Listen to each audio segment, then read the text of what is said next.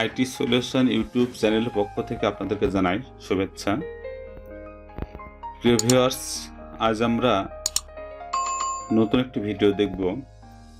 Android phone বা smartphone দিয়ে ছবি ওঠানোর পরে যখন ছবিতে দেখা যায় যে সে ছবির নিচে মোবাইলের নাম বা যিনি শট দিয়েছেন তার নাম থাকে, এটা আমরা আমাদের ফোনে কিভাবে সেট করব।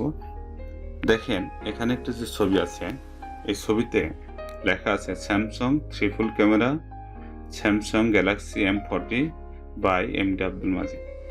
তো এই লেখাটা সচরাচর মোবাইলে ছবি তোলার পর আসে না, এটা সেট করে নিতে হয়।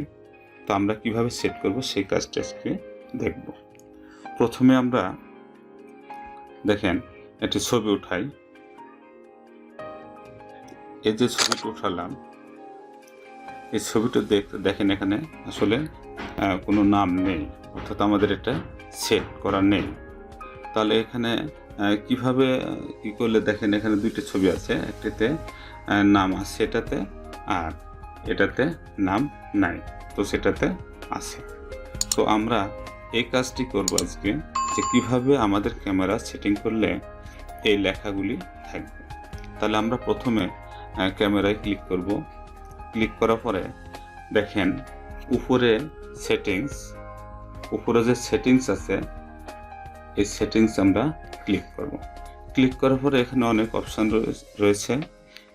নিচে দিকে দেখবেন যে ওয়াটারমার্ক, জলছাপ, এটা আমাদের কি আছে, অফ আছে।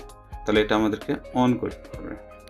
দেখেন অন করার পরে এই যে এখানে লেখা আছে Samsung Galaxy M40 by MD Abdul Majid, এখানে আপনি ইচ্ছা মতো আপনার নাম লিখতে পারবেন, আপনার বা সেটের নাম লিখতে পারবেন, যা ইচ্ছা তা লিখতে পারবেন। এখানে যা লিখবেন উপরে তা দেখতে পাবেন।